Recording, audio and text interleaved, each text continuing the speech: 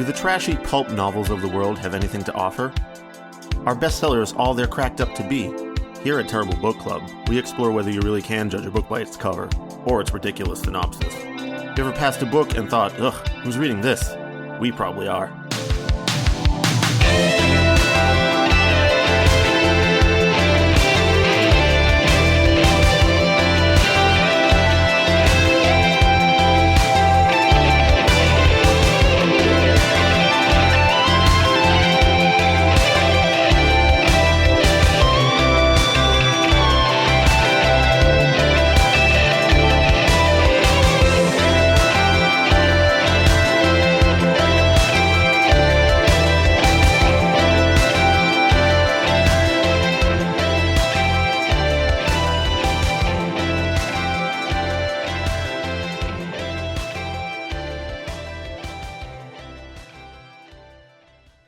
Hello and welcome to episode 169 of the Terrible Book Club. I'm Paris and this is Chris. Hello. This time we read Golden, The Golden Wolf, Book 1 by Shannon Mayer at the request of our patron Robin. You may remember Robin from their request for Drag Queen Dino Fighters or whatever it was called. We had a great time with that. In any case, this year Robin sent us a message saying, "My request for this year is Golden by Shannon Mayer. It looks truly abysmal. I can't wait to hear your summary." And with that, we were launched on Just really right in there, just in and out. Yeah. Thanks, Robin. Thanks for your concise recommendation. All right, if this is your first time listening to the show, what we do here at the Terrible Book Club is we read books that we assume will be bad based on their cover, title, summary, or some combination of the three. Sometimes, though, like today, we read books that our patrons, listeners, or friends recommend.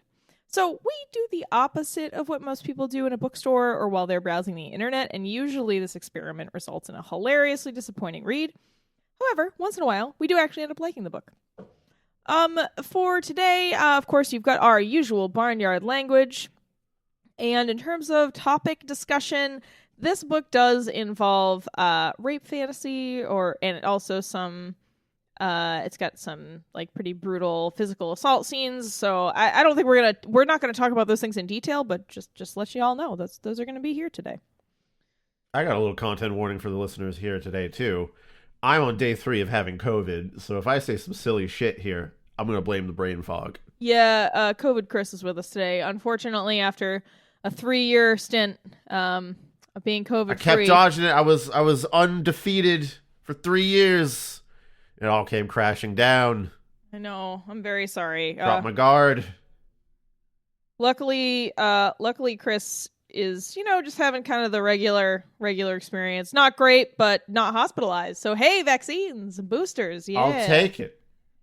I'm still here, reading terrible books. You can't defeat me. I'll read terrible books forever. Even during COVID. I'm trying to remember if we recorded when I had COVID last year around the same time. I don't remember, but... Oh, also, you're probably going to be listening to this months and months after this has occurred. So I guess hopefully all of this remains true and Chris is still alive in 4 months. Nothing bad has happened. All right. So, Chris, would you like to read the back of the book summary, or would you like me to do this reading today? Would you like to limit your talking? I'll do the back of the book. You can do the rest of the stuff because that's longer. All right. And I can still perform. I like to do the back of the book summaries because I feel like I can put on my, I don't know, not a voice actor voice. All right. So Chris is going to read us what unprofessional voice actor voice. Yes. Chris is going to read us what kind of the summary that the author and the publisher was hoping would pull you into their book. Chris, take it away. 10 years ago, I died, scare quotes. And it was the best thing that ever happened to me. I should have known it wouldn't last. Once my family thought I was dead, I was finally free to live, until the day my brother walks into my tiny bookshop. No one leaves the grayling pack and gets away with it. They drag me back, but not for the reason I believe. My mother has made an enemy of a powerful witch, and I am to take the punishment meant for her. Death would have been kinder. The curse? What am I now? It's so much worse than I could have imagined. She didn't just cut me off from my wolf, or even simply kill me. She made me a golden retriever and sent me to a shelter. Sorry. I'm ready to die in truth now. I'm hoping for it even.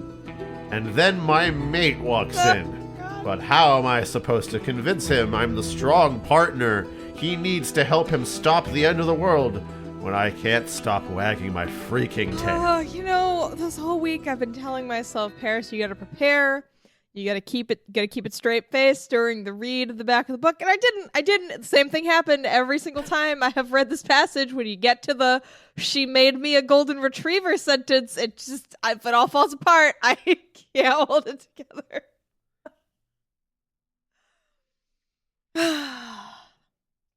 Well, needless to say, we read this and instantly understood why Robin recommended it and, why we ended up reading it. All right.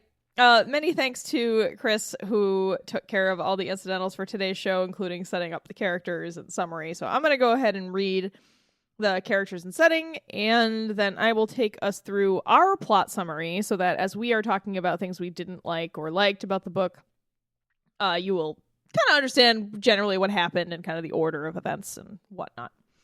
All right, for our characters, we've got Kinuant, werewolf lady. She goes by Kin, although in the book she says her name is Sinuant and she goes by book. Sin. Paris, I'll yell I'm about gonna have that later. to put my foot down here and say, because in the book it spells out the pronunciation in the book, we have to call her Sin because that's the name she wants to be called. I mean, I'll call her that in the book, but she's still wrong about the pronunciation. Anyway. It's her own name. She can do whatever she wants. Nope. Not when she distinctly references the meaning of that name and that it is Irish Gaelic. So no, she cannot do whatever she wants with that name. All right, we're going to have this argument later. All right, other characters. We've got Sin's brothers and sister, Kieran, Richard, Shipley, and Meg. Juniper, her werewolf mom and pack leader and super bitch. That's just kind of how she's described. The unfortunately named Petunia, the very vengeful and powerful witch who curses Sin. Havoc and Han, Norse sort of demigod werewolf brothers. Bibi the cat.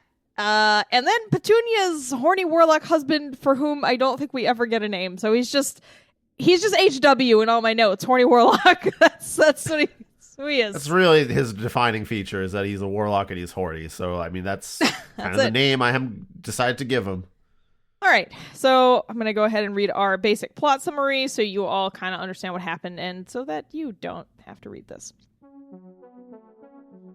Sin is a werewolf lady, estranged from her pack because her werewolf mother and brothers are all horrible. She has been presumed dead by all of them, but one day her brother Shipley strides into the bookstore she works at. Sin tries to run, but her sister Meg calls her, saying that Juniper, their mother, is going to murder her.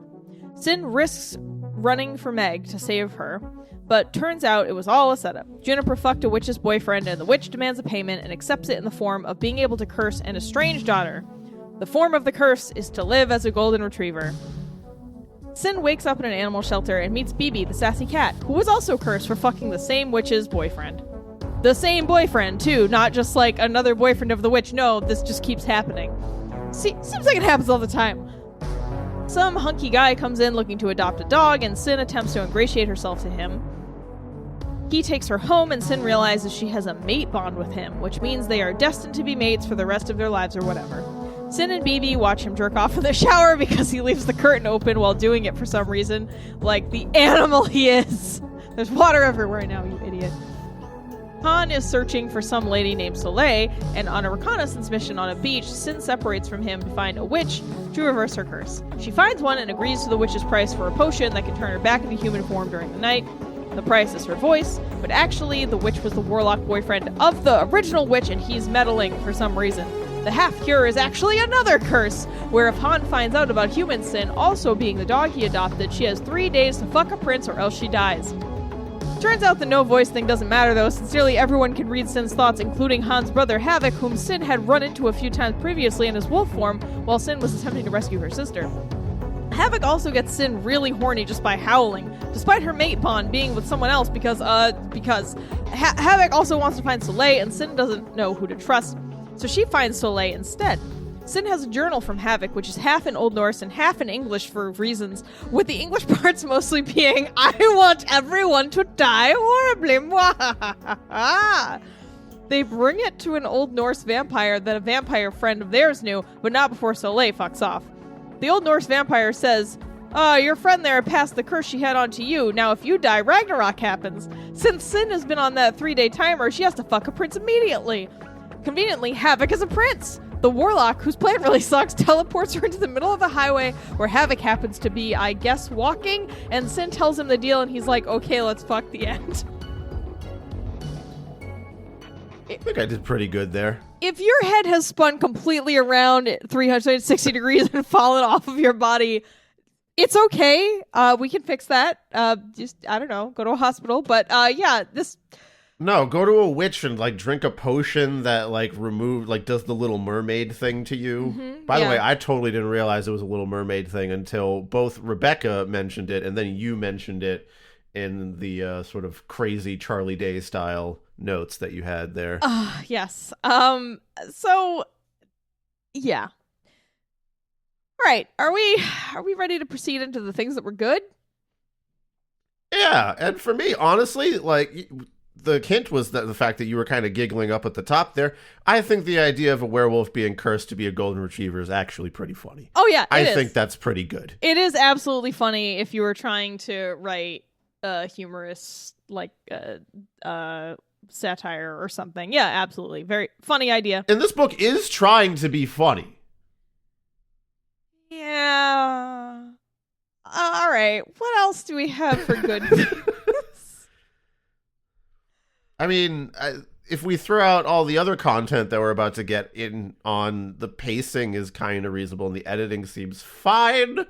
The plot mechanics is another story entirely, but there's competence here in some ways, in the most basic fashioning of a story kind of ways. Yeah, we didn't have any sentences that were like unhinged from reality and the laws of grammar. You know, like it was line by line, as you have said in the past. It was easy to read.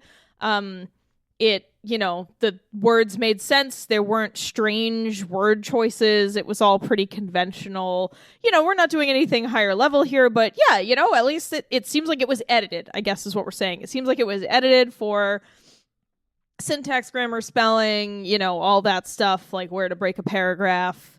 So it had the skeleton of bookish parts. You know, we got a binding, we got a front and back cover, yeah. And got some stuff in the middle. The stuff in the middle is pretty bad. But an ebook is there?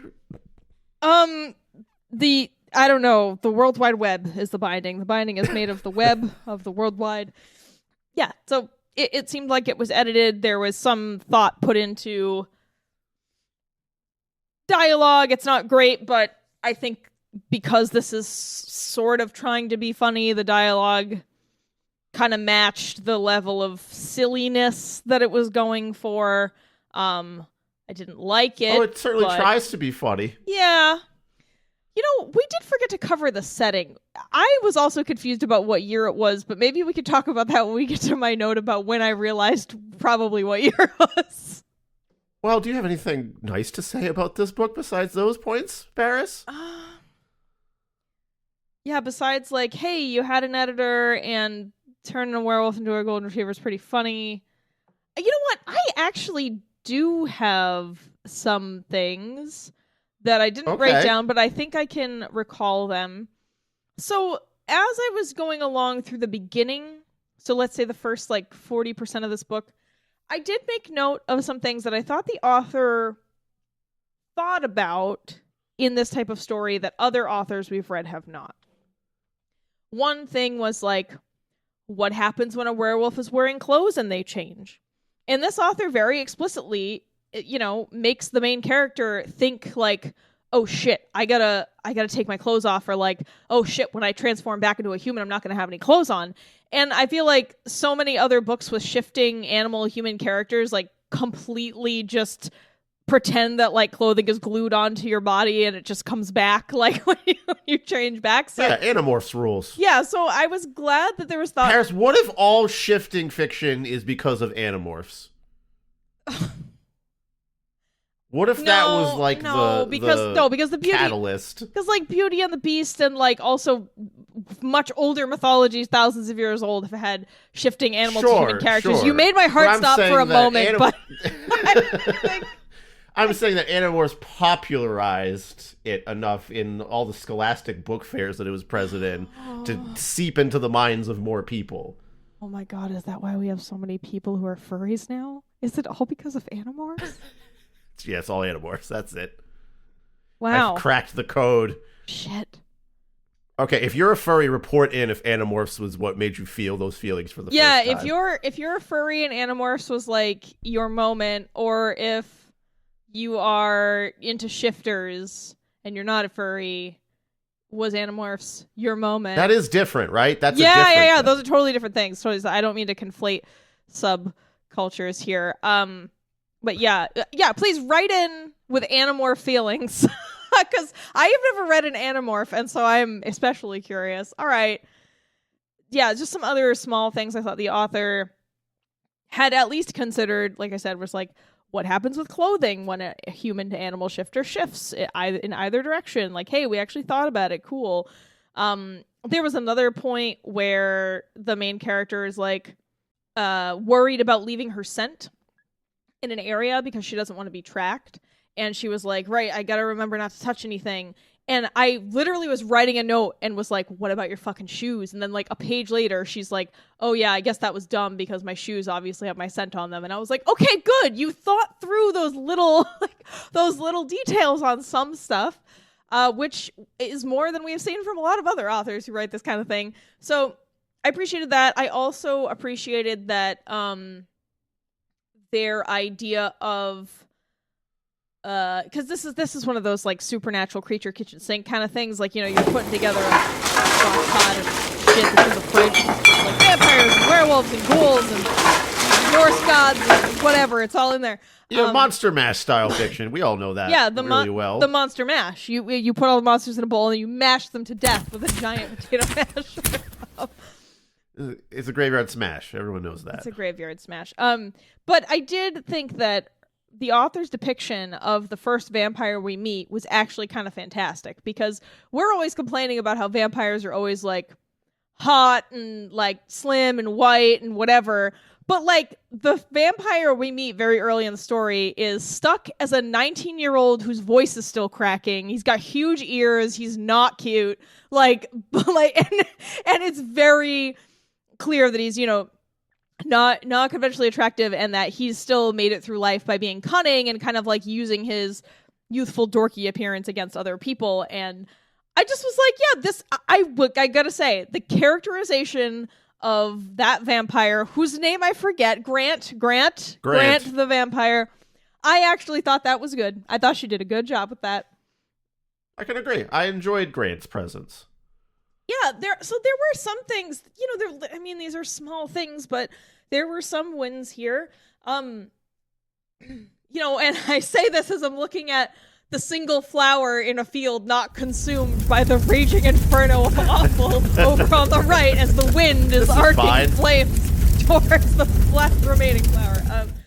So there were some wins here. I think there were some other small things where I was like, oh, I'm glad this was considered. Oh yeah, I did appreciate a couple of other small things. So one, that the back of the book summary we read, where it makes it seem pretty clear that like, oh, she's gonna spend the whole book trying to fuck this guy, but that actually doesn't happen. She actually ends up not being interested in fucking that guy because he's such an asshole, which I thought was good, because that never happens. Like in any of these sort of supernatural romance stories, I feel like, especially with that mate bond thing. Yeah, especially with the mate bond thing, I was relieved that she was not like, oh, I'm so drawn to the mate bond that it doesn't matter how terrible he is and evil he is, I am still going to fuck him. But that does not happen. She's like, nah, that guy sucks. And she listens to her female friends who are like, that dude sucks. And she's like, you know what? You're right. And I gotta say, we don't get a lot of that, like, positive female support against shitty dudes in a lot of books we read. So that was a little thing that I thought was a win as well. There's another point where the main character, Sin, she decides, you know what? Fuck being like dicked around by these two guys. They're chasing after this girl. I'm gonna find that girl. I'm gonna talk to her and see what's up. I'm not gonna continue to trust these dudes and like try to decide which one's good. Like, I'm just gonna go to the source. I'm gonna team up with the other lady, and we're gonna do our own thing. I also thought that was a good choice. Of course, that doesn't really play out in the way she wishes, but it was a good thing to see in a main character that we don't often see. Yeah, so I think that's kind of all I got. We've got a little bit of girl power in here for what it's worth. A little sprinkle. Girl wolf. Sprinkle of girl alpha wolf. Sprinkle of 2001 girl power. All right. Now that this has occurred, where we have dug deep and found some things that we thought were fine, let's talk about the things that were bad. Right off the bat, Paris, chapter names. Oh, the chapter names. Why? Why do you even need them? Why did you waste the time and energy to put chapter titles? It doesn't seem like there was a lot of energy put into this, so I don't think too much was wasted. Let me just read you a handful of chapter names. Yes. Chapter 1, Fuck Me Sideways with a Fork. Chapter 5, Golden Hour My Ass. Chapter 6, No Paddles Up This Shit Creek. Chapter 9, Wet, Wild, and Full of Pussy. How could you be full of pussy? Yeah, that... Chapter 10, Houston, We Have a Problem, which it's just, that's, to me, the laziest one somehow. Chapter 12, Which Way Witch? Chapter 13, All Witches or Bitches. Kind of had the same mindset for the couple of days that they wrote those chapters. Chapter 15, 4 minus 2. I thought about that one, holy shit. Chapter 22, When the Sun Shines on Your Ass. Okay, so I think you get the flavor of what we're dealing with here. There's a lot of this, like, it's fun and cool to swear, like a teenager mentality of, like, what's funny here with the chapter names. Like, I don't know how to describe this aside from that. It's like a naive sense or like an immature sense of like swears are automatically funny that I just did not appreciate. Yeah, it kind of it did have a bit of a like an early boomer smell, or maybe a very deeply late millennial. What's between millennial and boomer? The Gen X? Gen X, yeah. Yeah, so we're talking like maybe some late Gen X or early boomer humor, like that I didn't sense until the moment where I realized something was wrong, which was, I'm going to skip ahead. So there's a part in the book where the main character, Sin, is like, I'm going to put my evil family's phone number in my phone and give it a distinct ringtone so that I know when they're calling me, which I thought that was kind of strange as an idea. I don't know why would you need to do that? You can see the number as it comes up on your phone. I don't understand. As someone who always has their phone on vibrate and like never uses any noises, same. Because I record podcasts all the time and God forbid like a badoop shows up on the audio, I just have never understood like the custom text sound thing. Well, no, this was a call sound. So yeah, same thing. You know. Yeah. Anyway, I just thought it was strange, and then you don't find out until later what the ringtone is. In the End by Linkin Park jerked me out of a deep sleep. The ringtone that was tied to only one place. The pack phone in Grayling. Do you think that's because her and her family listen to Linkin Park all the time? I don't know. I mean, this book was published in 2022, and we don't have any reason to think it doesn't take place in, like, present day. So unless this is actually set in the year, like, 1999, and the author just never told us, it seems especially weird. Just because you got an old ringtone doesn't mean that that's like the time period. I know plenty of people out there that are still huge Linkin Park fans that just listen to Hybrid Theory all the time. What? That's a thing? People still do that? Yes, Linkin Park is still very popular. I don't understand the world. Anyway. Okay, Paris, by the way, what part of the song do you think the ringtone is? Is it the intro with the piano? Or is it like the chorus, like right at the, like, I tried so hard, like right there? Or is it the shut up when I'm talking to you breakdown? Wait, what? There's a breakdown in this song?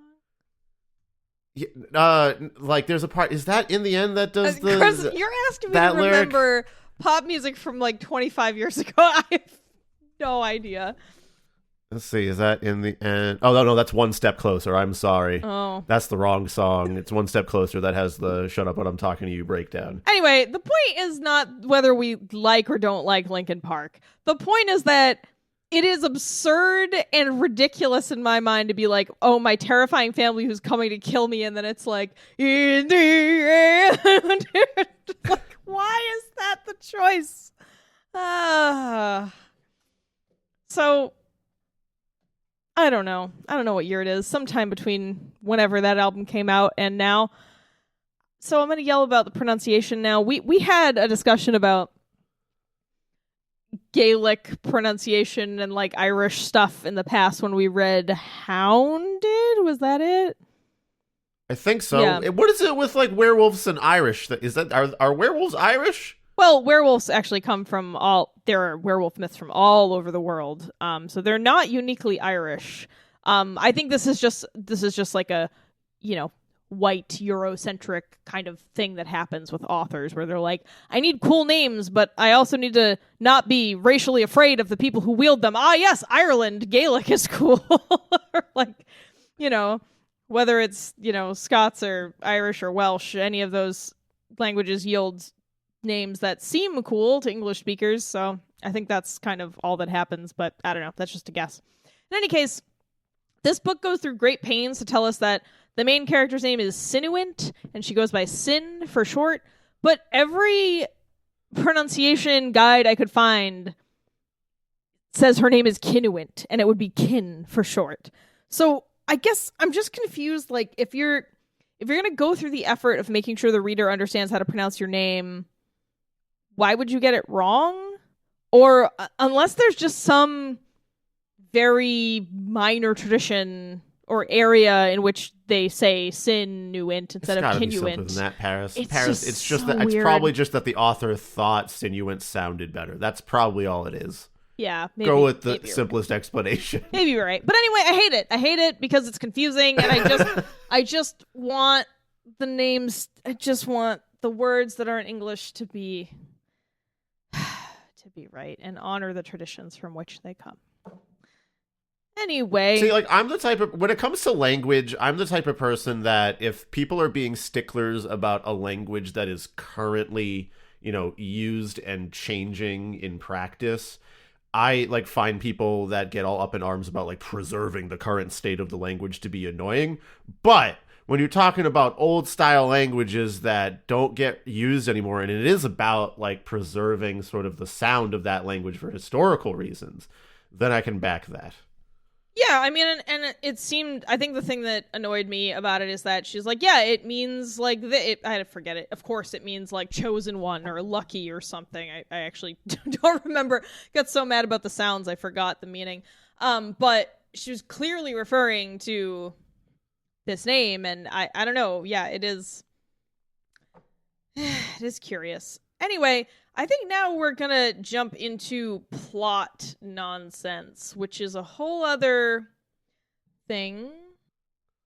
All right, so why don't we just start with the biggest thing about this, which is this book is one of the most egregious examples of hand-wavy magic stuff that I've ever seen. Worse than Sword of Truth in some ways. Yeah. I feel like Sword of Truth had more rules than this. Which is an insane thing to say, because Sword of Truth was like libertarian magic, where it's like everyone just does their own thing. Fire is bad. It'll all work out. Even when it cooks your food and heats your home, fire is evil. Yeah. But in this book, it really feels like there's no consistency to anything, and any magical problems that arise are solved by happenstance. It's not even anyone does anything with much effort. the worst example to me is the fact that Sin gets that curse that makes her lose her voice. Also, when she's in golden retriever form, she still has human thoughts. And who can hear her thoughts seems completely random. Just random. Apparently, Han can't hear her thoughts because that would trigger, the mechanic there in the book is ostensibly, well, that's the sort of division there. That's the conflict, is she can't tell him what's going on. No, but he can hear and her even thoughts. Then, we later find out that he can hear her thoughts, and he knew the whole time. Yeah, so, but then, everyone can hear her thoughts then? Because Havoc can hear her thoughts. BB the cat hearing her thoughts, I was ready to accept that because fine, whatever, animal communication, I'll let that slide. They're both animals who were human and were turned into animals by the same witch. So yeah, I could also be like, okay, you're both under the same laws of a spell here, so sure, I get that you can communicate. But also, Havoc's werewolf minions, his pack can hear her thoughts, or at least one lady in that pack can hear her thoughts. One lady. So even if you're going to be like, okay, Havoc and Han are demigods, so they got thought-hearing powers, why would that one werewolf that's not a demigod, that's just some werewolf lady, be able to hear her thoughts? I guess she could be a demigod. We just never found out. But her name is Claire, so I'd probably not. I mean. So why have this no voice mechanic in there at all? If it's immediately swept away by everyone could read my thoughts anyway. Well, and she can still write things down. So I don't. It's not really a hassle for her at all. So why include it? Yeah. On top of that, the dumbass fuck a prince or die mechanism. That seems to me like purely a mechanic just to be like, oh, this is why she can't communicate with Han, right? Like, you got to have that barrier so she can't communicate with him and just tell him what's up and then have sex with him, because then of course he's a prince. Of course, that's how the story would end up. If you're got two brain cells to rub together in your head, you immediately know that he's going to be the prince anyway. Well, but Han and Havoc are both princes because they're brothers. Yeah, that's what I mean. It's when you read this, as soon as you're 30 pages into the book and you get the curse thing happening there, you're like, oh, it's just going to be Han or Havoc that is going to do it. It's very predictable. So I just got a big old problem with all this magic stuff, man. It's you can't just have cursey stuff happening that is hand waved away by it's not a big deal anyway, because then why do I care about the conflict in the story? Yeah, it's so confusing. I actually tried to diagram it out because I was so overwhelmed with trying to remember how and why each piece was working, and not in a good way, like when you're reading George R. R. Martin or Steven Erikson, in the bad way, where you keep running into contradictions and going, but wait, that would mean X isn't true then. What about Y? And so I went full on red strings on a giant board digitally with this. Chris, I would like you to click on that link. I'm going to read this. Oh, I've clicked it. I've been looking at it. Okay. I like that you have this textured background on it. It's a cork for some board. reason. It's a cork board. Oh, I see. I understand. All right. So I didn't have time to do this physically, but I did create an electronic cork board. Paris, if Tanner came home to a physical corkboard with werewolf shifter romance fantasy plot diagrams, he should immediately pack up and leave. I'm sorry. No, don't say that. Don't say that. We're not married yet. I can't give him any reasons to leave now. Anyway, I'm just, as your friend, I'm warning you, keep it on your computer and password protected. No, it's fine. He loves the show, and not just because of me. He enjoys it, so I think I'm okay. Anyway, all right, I'm gonna read what I have here, complete with my own footnotes after each relevant section, so all of you listeners can endure the pain of me trying to figure out why any of this, as Chris posed a few episodes ago. Why anything? All right, so what I can figure is thus. Horny Warlock, who we will refer to as HW from now on, keeps banging ladies, which his wife, the witch Petunia, keeps turning into pets and sending off to this one shelter. So, HW decides to live part-time in drag as a witch to try to help them if he can. Although he does say he can't undo curses for true debts, so I don't know. I guess he just wants to keep an eye on his exes as pets, which is like a whole other level of weird. But anyway, that's my understanding of how Horny Warlock ends up being in drag as a witch near the shelter that everyone gets sent to. Since the two wolves destined to consume the sun and the moon live in Venice Beach, the two wolves destined to consume the sun and the moon are Han and Havoc, by the way, near the shelter, and one of them keeps adopting dogs from the shelter to track the sun, which is Soleil, sort of. HW figures out who they are and what they're up to, and he's like, oh shit, this must mean Ragnarok has begun.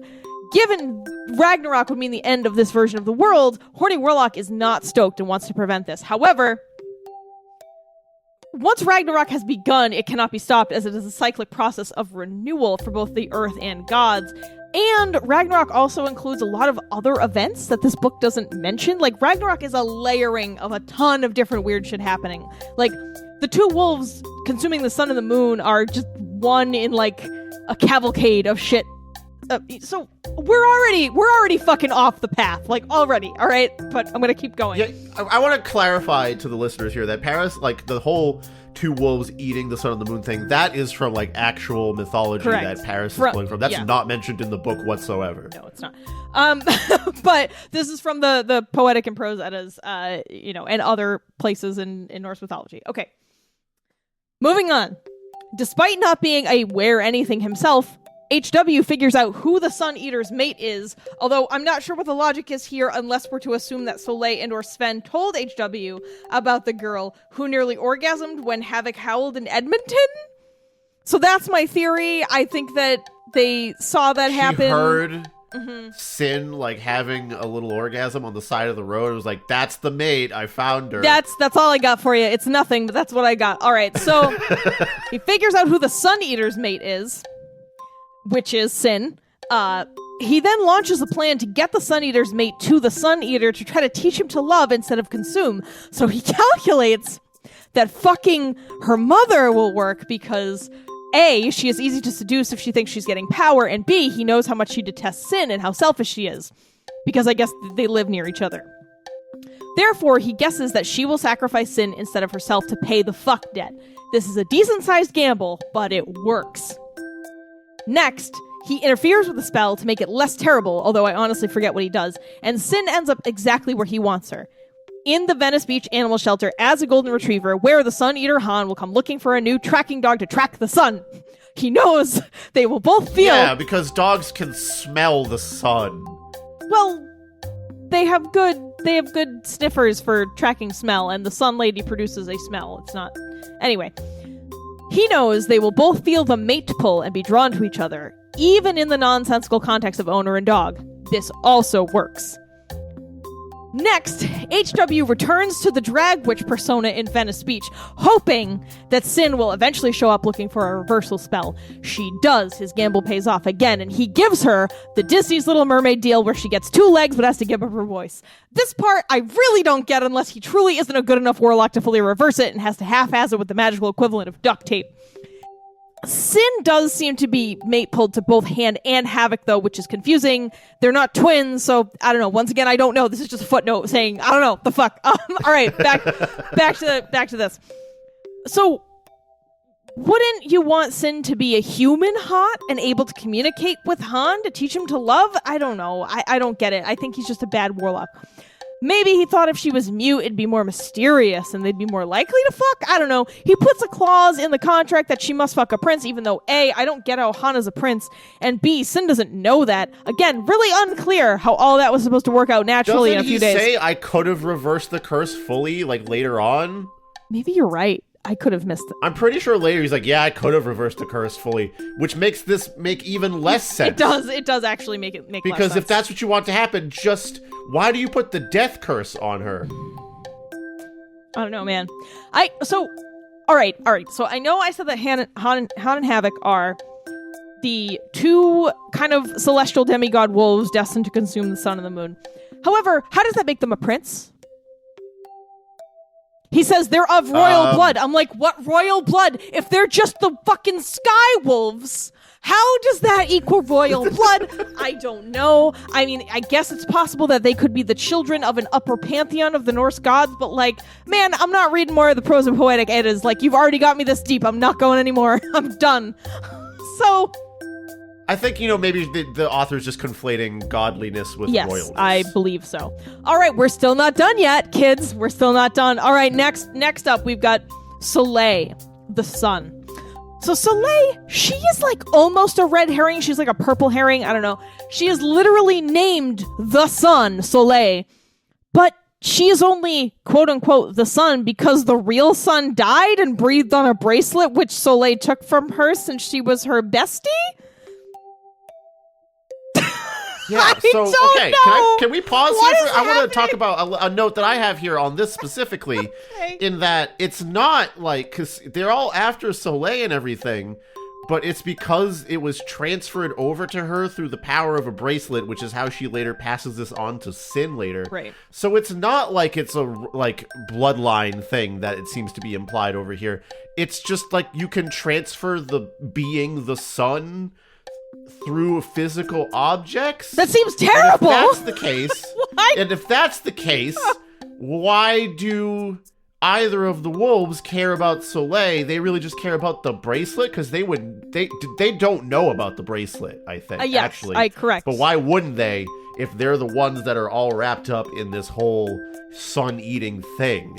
You would think they would know some of the mechanics of this deal. Well, and the other thing I don't get is like, clearly, they were chasing Soleil's dead best friend first, and then they were chasing Soleil, and what? They just have, like, weird wolfy sky wolf blinders on? They're like, I can't see who the sun is, I just know it's the sun. Like, I don't get the impression that that's what's happening. Even that, like, when they transferred, you would think they would be like, oh, there's got to be some weird transference process, because if the previous sun died and Ragnarök didn't happen, and they knew that, oh, now the sun is the other lady who is her roommate, I guess just be really careful about who you're moving in with, people. Just, watch check out. Their bracelets and shit. Yeah, watch out. You might suddenly bear an entire cyclical renewal process of the old gods. Be careful. Check your leases. You gotta, make sure you read the fine print on that. Okay, but all right. So here, wait a second. Here's the other option. The other option is the story that Soleil told is a lie, and that she never had a friend who was a bestie. But it's still true that she can pass the fucking element of being the sun through a bracelet. Yes. Why? Because that's what she does to Sin. Why? So none of that makes any sense. I like. There's nothing. As far as I know, I'm not a scholar on this, but as far as I understand, there's nothing in the... Oh, you're not a shifter fantasy fiction magic system scholar? No, I was going to say I'm not a Norse mythology scholar or Norse history scholar, but as far as I know, there's nothing in the Norse tradition about celestial bodies being able to be passed along via breath and bracelet. Like, I don't even know why the sun had a human form! The story has completely unraveled. None of it makes sense. I'm gonna finish, though.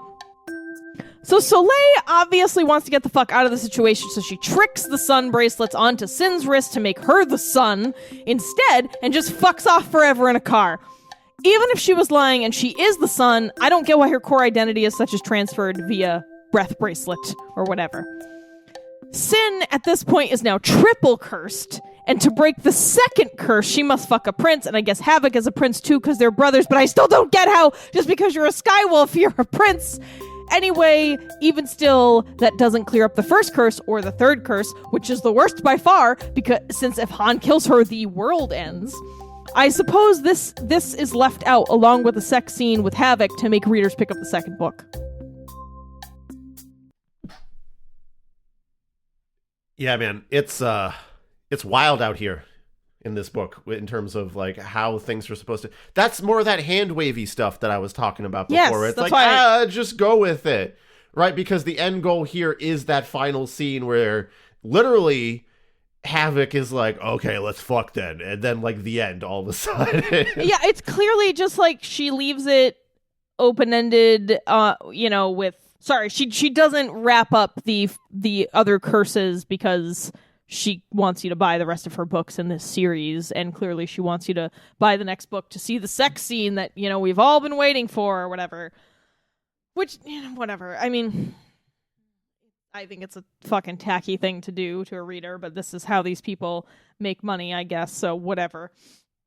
But, I have been talking for like 10 minutes. I literally have an electronic corkboard with electronic strings and sticky notes because I had to do all this work to figure out what the author was telling me in chronological. Like, I had to go back and piece it together because it was so unclear. And none of the magic makes sense. None of it makes any sense. I don't get it. You're just like taking random things that you've heard about and slamming them together and like not considering how they fit or don't fit. Like Chris said, the mind reading is all over the place. I didn't even tackle that. I just have a sticky note that says the mind reading is really unclear. Why any of this? I don't understand.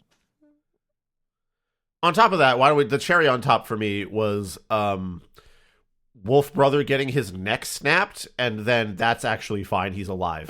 Like 2 chapters later. I forgot. So one of Sin's brothers is trying to track her down. And he encounters Havoc, who just snaps his neck in a swift motion, ostensibly as a way for Havoc to seem all brutal and ruthless, yes, and whatnot. And then, like, a handful of chapters later, another character's like, actually, your brother's still alive. I saw him walking around out there. But he doesn't appear in the book later at all, so why do that? Like, it's not like Kieran, the brother wolf, was that important of a character anyway. No, not at all. Why do you have to revive him? It's pointless. No, there's no point. And their explanation for why he was alive again, oh, he had a really cool death ward spell on. Okay, well then why doesn't everyone have those on all the time? I would always be wearing my anti-neck snap death ward spell if I had the option. Yeah, what? Just pulling shit out of any orifice this author can find. Just pulling it out of her ass or ears or whatever. I mean, then we could talk about the mate bond, because that's also a magical thing, I think. I mean, we've seen this in other bits of fiction that we've encountered, where it's like, oh, I have a mate bond, I'm destined to be with them, which to me is the lamest shit in the world, because it you know, they always play around with this mechanic of like, oh, but I'm destined to be with them, but I can't because they're this reason or this other reason that I can't be with my mate, even though it's a mate bond thing. It's just a lazy way to kind of force 2 characters to have to love each other because there's like a protocol to it, which to me ruins the point of any sort of romance fiction. Because to me, I'm not a romance reader, but I feel like if I've read romances, like things that have a romance in them that I found interesting, because there is nuance to it, because there is no solid protocol when it comes to human interaction. That's the interesting thing about human interaction, is the random, on your toes nature of it, where you have to kind of react and like think on your feet to like be able to communicate with someone else. It's not just like a hard line set of rules to follow, which is why social interaction can be difficult for some people sometimes. I understand that part, but it ruins any semblance of nuance in any of these romance stories that has it, because it's like, oh, well, we have to like each other. But why? Yeah. But why? Why do you have to like each other? I mean, not to mention this. I mean, again, the mate bond makes even less sense for 2 reasons. So 1, it's a stupid convention to begin with. But reason number 2 here is that the 2 main characters explicitly state that both Sin and, well, I guess the 3, Sin, Han, and Havoc all say, now we don't care about the mate bond. We are staunchly against like following where the mate bond leads. And Sin talks about how, yeah, some werewolves just do that, where they just don't follow it. I'm like, okay, so it's not a permanent surefire bond then? I mean, so that's even more confusing. So it's like, okay, so so we're playing like hot and cold with mates. Like your biology is like, this one's probably good, but you don't actually know if that. So I don't get it. If it's not a surefire, yes, this is your mate, and it's just kind of a like, I don't know, maybe this guy, why have it at all? If you can ignore it, what's the point? And then Third is that she has a mate bond with both Han and Havoc. How? That's two different They're people. not... How is it a mate bond if it's two different Right, people? they're not twins. And this book doesn't, at least at this point, this book hasn't set us up to believe that a mate bond could be anything more than a one-on-one, like a one-person-to-one-person thing. So, oh my god, does this book end with her, like...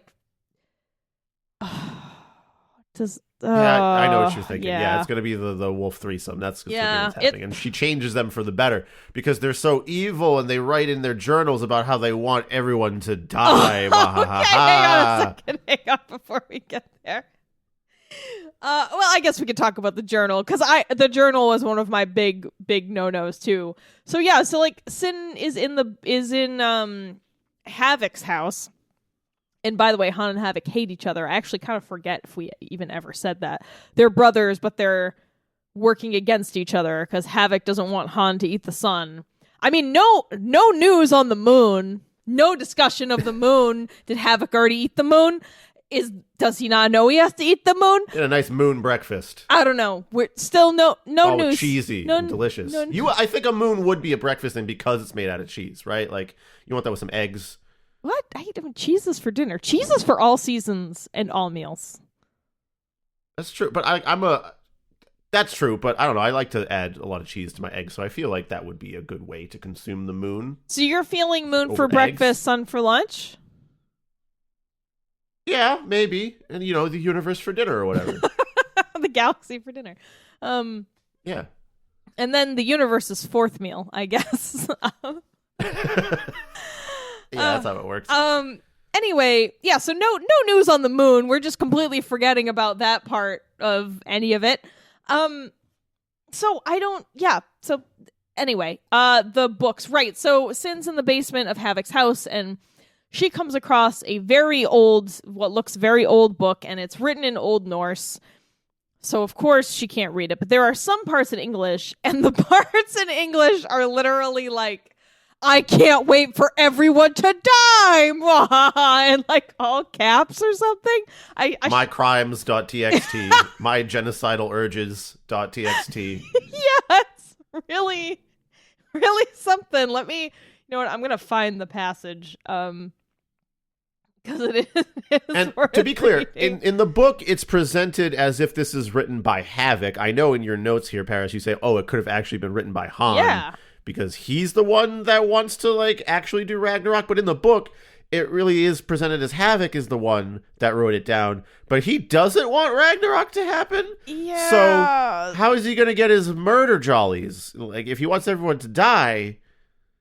That's what I mean. That's why I was like, well, it could have been his brothers because they've been alive for thousands of years, hundreds of thousands of years or something. So like clearly they, maybe he had something. Yes, here's the note, mycrimes.txt. Let's go to that location.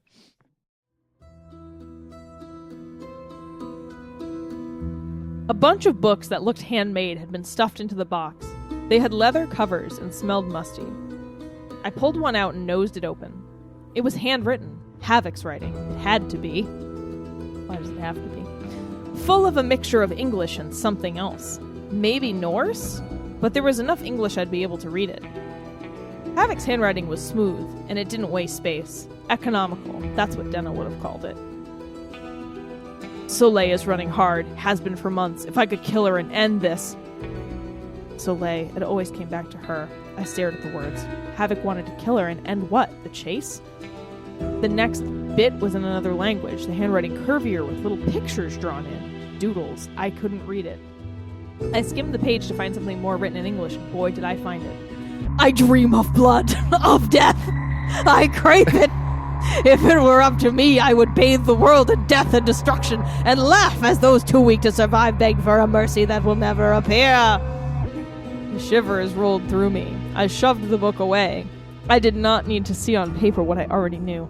Havoc was a true monster. Nosing my way around the room, I felt drawn toward a small box behind the door. I mean, probably not a good idea to write that out, man. I'm just going to let you know that no matter what your deal is in your life, even if you are a demigod wolf, why write it out like you're some kind of, goth teenager 15-year-old that got bullied a little bit too hard. Yeah, and my other question is like, if Old Norse is your native language, why would you randomly switch to English? Only for the murder Only parts so that current era authorities can figure it out. Yeah, only that's the reason. You want to be fair. Come on, man. I feel like if generally speaking, I guess I'm not terribly bilingual. I'm like monolingual with like a little teacup on the side of a language I tried to learn once. I guess 2 little teacups. Anyway, from my understanding, if you speak multiple languages, if you revert to talking about or writing about really deep inner thoughts and emotions, you revert to your native language because that's the language with which you're most familiar, the language with which you can most accurately express yourself. So, yeah, if you're suddenly writing about, like, God, I fucking hate this world, I want everyone to die, like, why would you switch to English? Your non-native tongue for that. Like, I don't know. Bad choice. The dog has to find out Bad about choice. it. That's why. It's really just there so that Sin has a way to read that bit. Well, and again, there's the assumption that, like, oh, this must be Havoc's writing. And, I mean, maybe he just wants Ragnarök to happen so that the world can be renewed. So that... Yeah, but, I mean, it's a cycle. It's going to keep happening over and over again. And they must know this if they're Skywolves. I don't think Ragnarök is a cycle in this book. I think Ragnarök is just used as sort of generic apocalypse term that it seems to have taken in the public consciousness here. And by the way, if you haven't already guessed it, Havok and Han and Soleil are not the Norse names of any of these things. They're totally different. So, whatever. Really, Havok isn't a Norse name? Wow. I can't believe. Yeah. What else is terrible? Oh yeah, the whole, like, I'm really into assault, it's hot thing is just, this book preys on the much disproven idea that, like, wolves are big buff alpha dudes and alpha dudes and dominance and fighting and violence is hot and all of those terrible tropes. Like, just think about, like, an Affliction shirt and, like, all the bad ideas you associate with those. That's kind of what we're rolling with here. It's Jordan Peterson in an Affliction shirt is what this book really presents. With little werewolf fangs. I mean, he did eat only meat with his daughter for a really long time, and then he ended up in the hospital. But anyway, that's a whole other story that we don't need to tell because Jordan Peterson is a werewolf. What a shitty werewolf! What a waste of that capability. Yeah, imagine being a werewolf and you spend it like doing like a shitty ass lecture circuit about how men should clean their room and stuff. I mean, clean your room, but that's not what it's about. I mean, you should. Yeah. Unfortunately, it's not about that. No, it's not. In any case, if listeners, if you're not already aware, the concept of alphas and alpha wolves and wolf dominant, like, all that shit is not real. It was one of those things where, like, this scientist he's a wolfologist or whatever you call it.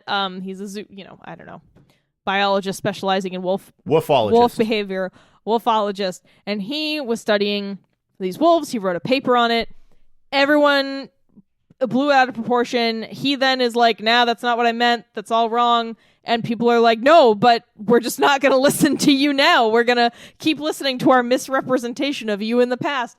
Well, it supports my biases, so I'm just going to take it that way. I mean, there's a whole thing. I'll put a link in the show notes because it is fascinating, the myth of the alpha male or alpha wolf. So these things, again, they're not real. They're not based on anything in reality.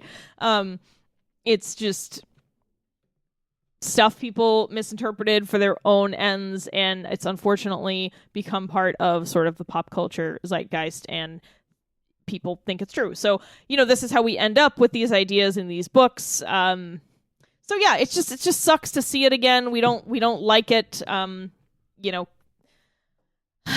I don't know. We've talked about this a lot. Like, Chris, I think you wrote, I don't know. Do you want to take your own note here? I'm sorry. I'm like rambling.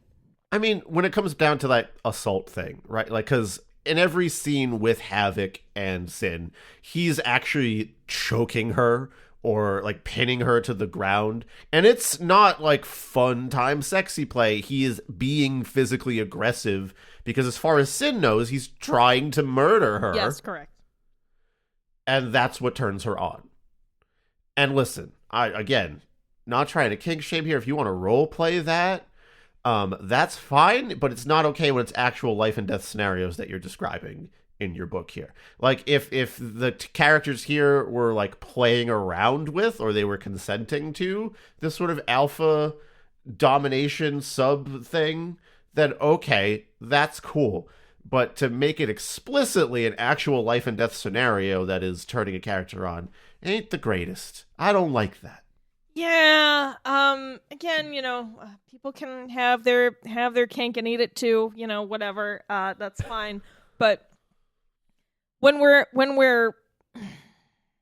it's almost like we're using something that exists, in kinky subculture to then support these really shitty ideas in mainstream culture that actually hurt people. Like that's the progression we're getting to here. I know it's very nuanced and it might be hard to understand what we're saying. Not because you're dumb, but just because we're rambling. There's a lot going on here.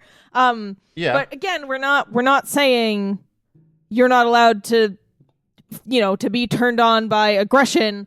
We're saying that something like this is feeding into a general narrative that actually hurts people, that actually hurts women, that actually hurts, any number of people who could be hurt by men thinking that being an alpha dominant male and being aggressive and physically violent will turn on their partners automatically because that is nature's way, right? So that's what we're getting at here. Again, I'll put some links in the show notes so that I will rely on, scientists and journalists who can explain these things better than I can in a book review to give you more detail on those things. But that's what we're getting at here. All right. Moving on. So the ending sucks. I have some more things before the ending, but we're almost there. We're almost there, Chris. Hey, just hang in there with me. Hang in there, bud. Have some cheese. Hang in there. Have some moon. Okay. All right. So if you say so. I know we didn't. I think when we gave the summary and we were talking earlier about things that happened, we weren't super explicit about the locations we were talking about. So to be clear, Sin's family is from Montana? Is it Montana? Is it Wyoming? I don't think it matters because I wasn't paying attention, so I can't tell you. It only matters because I have like a what the fuck plot question. So I'm pretty sure that her family, where she grew up, where the pack is in Montana. She fucked off to Alaska, which is a good choice, to get away from them and to kind of hide in a town there. And then the story also briefly takes us to Edmonton. I believe that's in Alberta. Is that right, Canada? Is that in the province of Alberta, Edmonton, I think? And then... I don't know. And then, telling you that American geography training, non-existent. We don't know shit about what's on a map. And then the story moves to Venice Beach, which is where it kind of sits for like 75% of the book. So Montana is only there very briefly when Sin goes back to quote unquote rescue her sister Megan, who is just setting her up anyway, and she gets captured and turned into a golden retriever. After she's turned into a golden retriever, she immediately gets sent to Venice Beach. Oh, right. So I guess Edmonton was before that. Sorry. So it goes Alaska, Edmonton, Montana, Venice Beach, California. So Edmonton and Venice Beach are not near each other. I don't know much about maps, as I am a stupid American, but I don't think they're that close. You know what? I'm just going to Google Maps this one. Let's get on a map. Maps.google.com. Okay, let's see. Edmonton. Okay, it is in Alberta. I was right about that. This is in Alberta, and we're going to get directions from Venice Beach, Los Angeles, California. Okay. Driving 28 hours. 28-hour drive. That's 1,770 miles. So they're not close. Also, you know what I didn't consider? It could have been Venice Beach, Florida. It's probably not. Venice Beach, Florida is even further away from Edmonton. It's probably not. It's 2,800 miles away. So either way you cut it, they're not close. But in the book, Sin is in Edmonton because she's running. This is like really early, before she decides to go back for her sister, and she's out for a little runsy, and she comes upon who she later realizes is Soleil talking to this guy Sven, who we didn't really talk about because honestly, it fucking doesn't matter as a character. I think he's supposed to be a personification of the world tree, but it doesn't matter. So she comes upon him, the Sven guy, talking to Soleil. And then she has her weird, orgasm response because she hears a wolf howl and she sees the black wolf and it's actually Havoc, but she doesn't know that yet. So she runs into all of them in Edmonton. But then they're also all in Venice Beach when she's there. And I'm unclear, how that makes any sense. I don't really have anything to add to that because also, yes, I'm confused. So what I think is that I think Han lives in Venice Beach, so Havoc figured it out and they went there and it just happened to be at the same time. Somehow Horny Warlock HW calculated that this would happen, but I don't quite understand how he could have calculated that. Because he's kind of outside the whole Ragnarok plot for at least in the way the book presents it. He doesn't really let on that he's in on a lot of that. Yeah. So I'm not sure how they all end up in the same place. Like I said, my guess is that Han has been living in Venice Beach for a short period of time, and they must have figured that out and went there. But if Soleil is running away from them, why did she go there too? I don't know. It's all plot convenience. It's all just contrived shit to kind of make stuff work a little bit vaguely enough so that you can get to the point at the end where the hot werewolf says, okay, let's fuck. That's all this is in service of, Paris. You're tearing your hair out trying to make sense of it. It's all just to make that happen. Yeah. Yeah, you're right. But in a very lengthy, roundabout way where we have to take all these detours that are completely unnecessary. It's like being on a terrible road trip that you can see where the ending is and it's not going to be anywhere exciting. It's just some small town in Utah or something. It's a White Castle. I guess I have to really do this. Hungry. Yeah. Yeah, but on the way, your friend keeps making detours into it's the world's biggest twine ball. Shit like that. And you're like, I just want it to, I know where we're going, dude.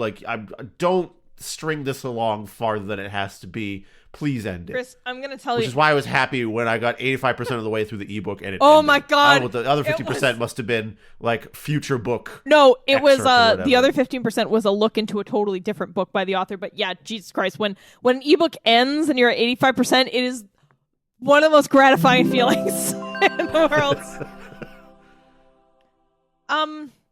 Yeah, you have a note here about the writing. Do we want to talk about that briefly before we talk about the end?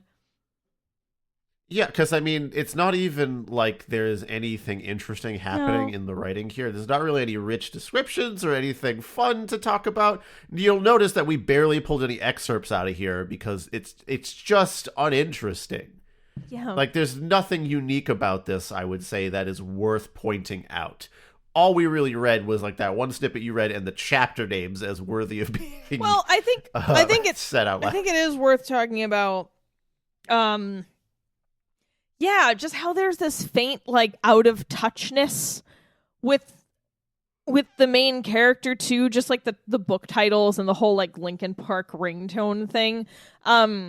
The main character's supposed to be 50, but of course she still looks hot and young because 50 is old and werewolves are always hot and young or whatever. Because we can't have supernatural creatures without them being forever hot and young for some reason. Can't be supernatural at 70, I guess, or whatever.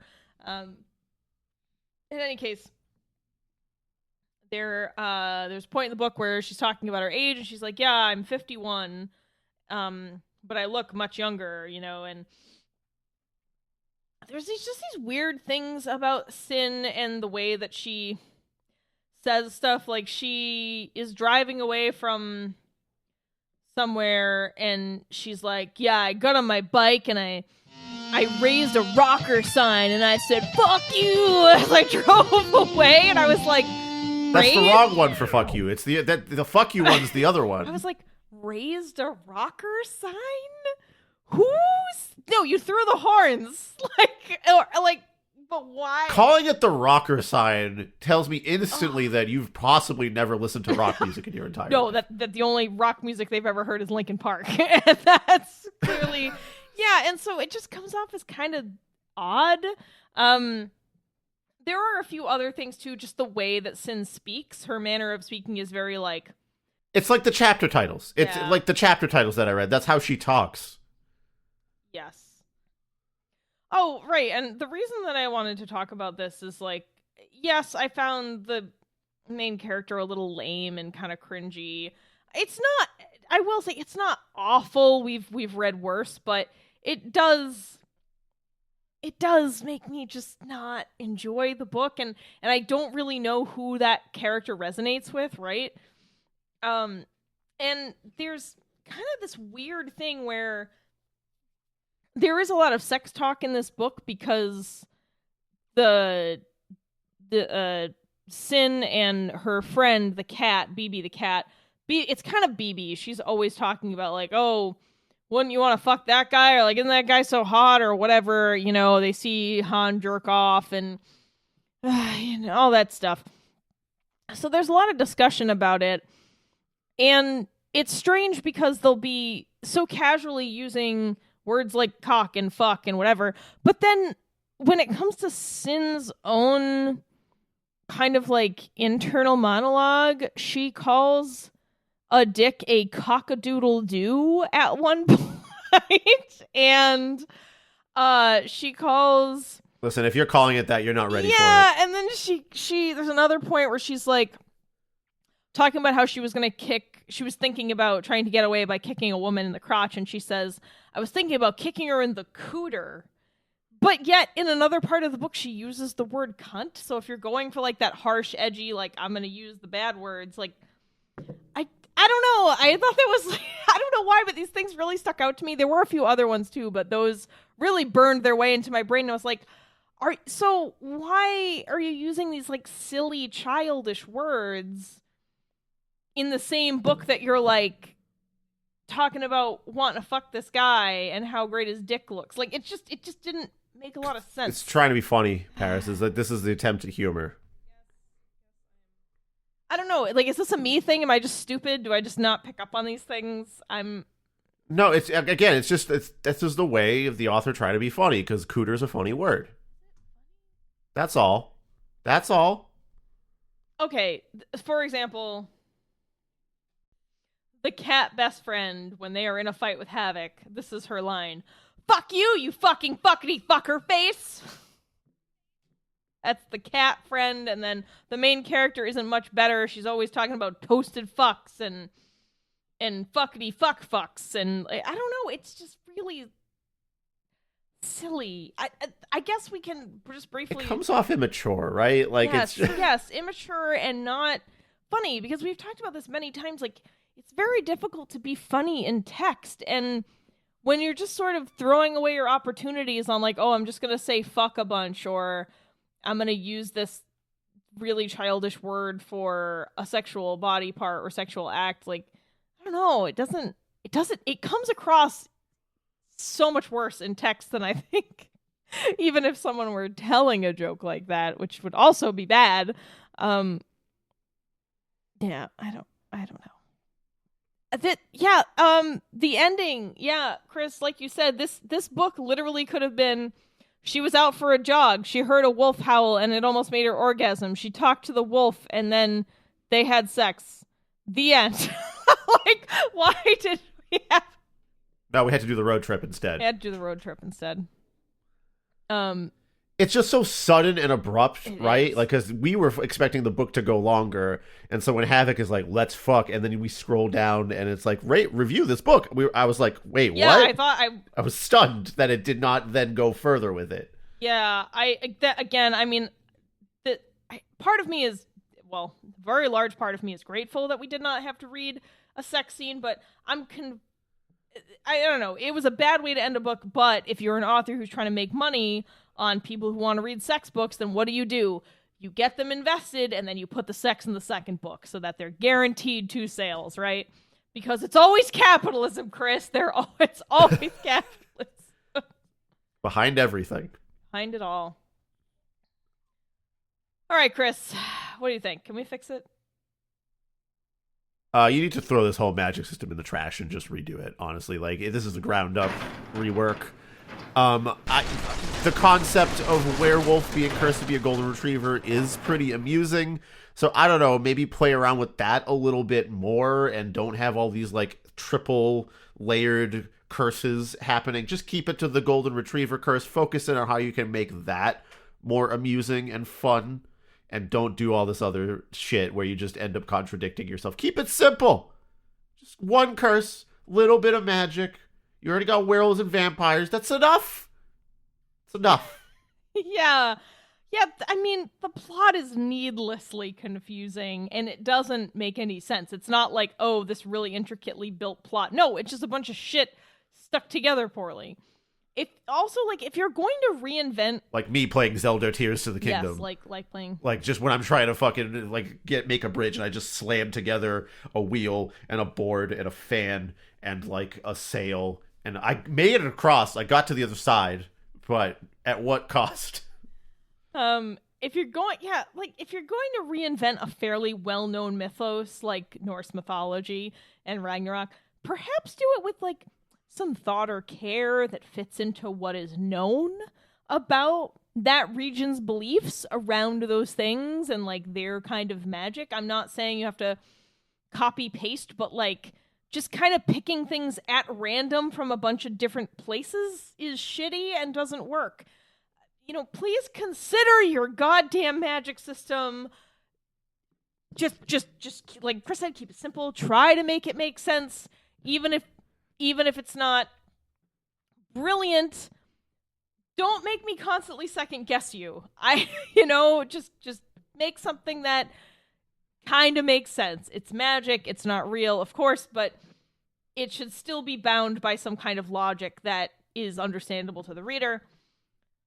Please make your main character less of a try-hard. The whole Linkin Park ringtone, I threw a rocker sign while saying fuck you stuff just comes off as lame. I don't understand why this book needed to exist. What did it give anyone? There isn't even sex in it for people who are looking for a jerk-off session. The author can clearly write coherently, so I don't know why she wasted it on this. Like, I don't know. Chris, I think you're right. This isn't a fixer-upper. This is just a total raising and rebuilding with that basic element of the story, I guess, because a werewolf being a retriever wolf is funny, I guess, but... You can start with, just go back to the drawing board with that and really, really rethink a whole lot of it. All right. Well, I don't know. Do we have anything else to say or... No. I mean, I feel like I've exhausted what I have to say about a book about a werewolf being cursed to be a golden retriever. Yeah. So, Yeah, don't read this. Don't read this. Yeah, it's not worth your time. It wasn't worth ours. Thank you, Robin, though. But we have to do it for our patrons like Robin. So why don't we thank the patrons? Thank you, Greg, Veronica, Will, D, Jared, Arant, Senior, Jakub, Lycoris, Elliot, Kieran, Martin, Jay, Luchek, Miri, Yanka, David, Julius, Anya, Patricia, Austin, Donnie, Beast with the Least, Scott H, Robin, Lax Doties, Of the Void, the Taco Eating Unicorn, Last Man on Earth 01, Funny Robot with Antennas, Hobbyboy 93, Harry, Mason, Renee, Emmy, The Ugly One, Bleach Black Cat, Julius the Nice Dragon, Eastern Swiss, Rudy Bobooty, and our Ko-fi donor, Kiwi Thing. Thank you so much for your support, everyone. Yeah, thanks especially to Robin. This one was this one sucked. It was quite the recommendation. Yeah, it was a whole lot of. Where do you people find these things? Where do you find them? Yeah, that is a good question. I do wonder how Robin came upon this, but thank you, Robin. We really thank you for your patronage, and this was a great recommendation for the show because it's really the essence of what we do here. Indeed. I was also going to say thank you to COVID Chris for sticking it out despite having. I made it. I did it. You did it. So I'm gonna. You know what? Honestly, I don't think I'd mind being cursed to be a golden retriever. Maybe I'm just gonna go find a witch's boyfriend to have sex with, so I can turn into a golden retriever. I don't think dogs get COVID, so that would be a plus. I guess you're right, but they get a lot of other things that aren't great. True. What would you like to be turned into, Paris? If you had to be cursed to be an animal, which one would you do? Be cursed to be an animal. I guess I would like to have some kind of newfound power. So, like, a bird sounds pretty good because I could like fly long distances. I could fly. That'd be cool. But any specific birds? Yeah, I wouldn't want to be one that people don't care about and just kill. Like, I don't want to be like a sparrow or a pigeon. Ugh. I want to be something cool. What's a cool bird? Like a... If you're in America, that means you want to be a bald eagle, because anyone that shoots a bald eagle in America is, like, I think thrown in prison for treason. Yeah, I guess maybe like a red-tailed... That's actually the only thing you can get thrown into prison for treason in America, turns out. As we are finding now, a lot of the real treason stuff doesn't matter. But if you murder a bald eagle, that's the one thing where you will get thrown in prison. That's it, 50 years in prison. Violent overthrow of the legislature, you're fine. Slap on the wrist. Bald eagle murder, though, that's the end of you. Yeah, maybe like a red-tailed hawk or like a kite of some kind, or an owl, maybe an eastern screech owl. Those are real cute. I don't know. I got a whole list of birds that would be acceptable. I guess we found our shifter personalities then. When you write your horrendous TBC fanfiction, don't fucking do that. No. Stop it now. No. Stop it. No. Somebody already mentioned that once on YouTube, and I hated it. Yes. Don't fucking do it. Do it. Stop typing right now. Don't do it. Put it down. All right. Goodbye. Don't fuck a witch's boyfriend. Goodbye, everyone. See you in 2 weeks. Bye.